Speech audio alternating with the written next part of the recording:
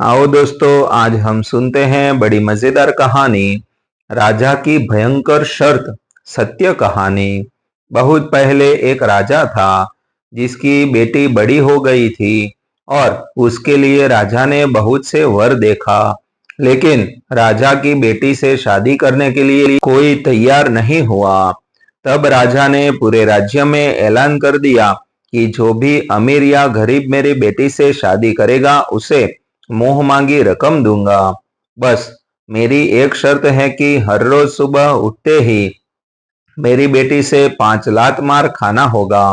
पूरे राज्य में कोई भी 5 लात जिंदगी भर मार खाने के लिए तैयार नहीं था, जिसकी वजह से शादी के लिए कोई तैयार नहीं हुआ। कुछ दिनों के बाद एक किसान का बेटा राजकुमारी से शादी करने के लिए तैयार हो गया।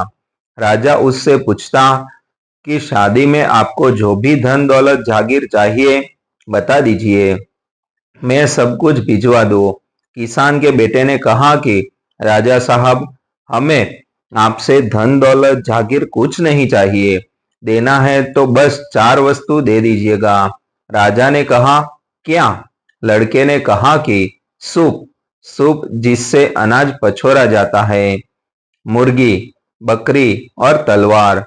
राजा बड़ा चकित था, लेकिन उसकी बात मान ली। शादी हो गई और लड़के ने बैलगाड़ी पर राजकुमारी दुल्हन को बिठाया। एक झोले में मुर्गी रखा, बैलगाड़ी के ऊपर सूप बांध दिया और बैलगाड़ी के पीछे बकरी के गले की रस्सी बांध दी और अपने घर के लिए चल दिया।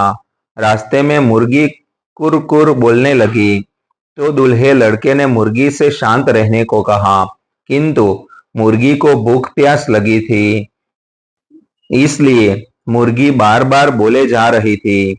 लड़के ने मुर्गी के ऊपर झल्ला कर मुर्गी को गालियां देते हुए टांग पकड़कर कई बार पटक दिया और फिर सर मरोड़कर फेंक दिया और आगे बढ़ा।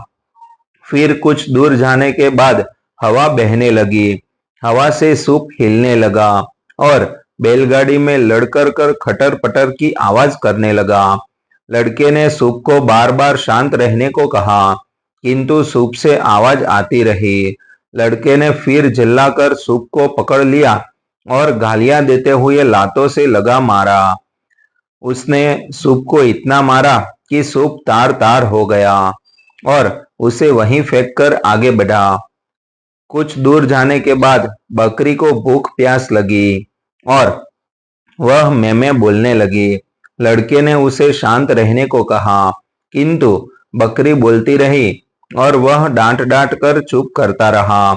इतने में अपने घर के पास आ गया तो उसने झल्लाकर तलवार उठाया और बकरी का सर काट दिया और बकरी मर गई, जिसका उसने घर पर सब्जी बनवा दिया और बोला कि राजा से मैंने सिर्फ 4 वस्तु ही मांगा था, जिनमें से 3 तो रास्ते में ही रह गई, बस तलवार ही बची है।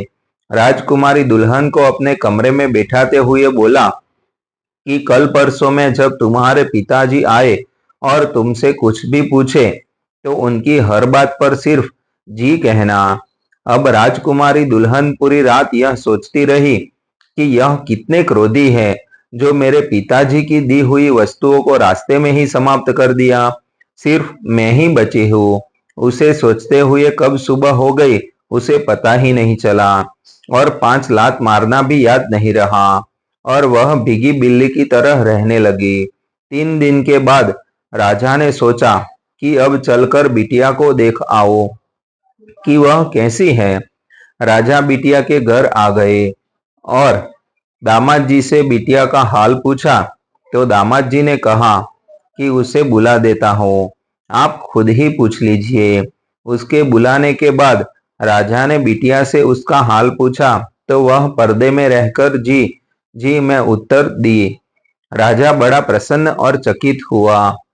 उसने दामाद जी से अकेले में हाथ जोड़कर कहा कि दामाद जी, अब आप चलकर इसकी माँ को भी ठीक कर दीजिए।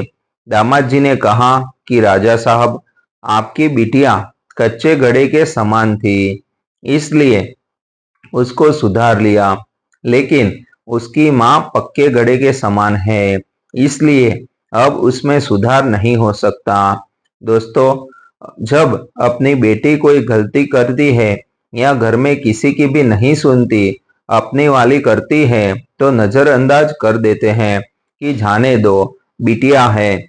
यह नहीं सोचते कि यही बिटिया किसी की बहू बनेगी। और इसी तरह कुछ घरों में जब नई बहू आती है तो उसको इतना सर पर चढ़ा लेते हैं और उसकी आदत खराब कर देते हैं। जवाब में वही बहू उन्हीं को खराब लगने लगती है।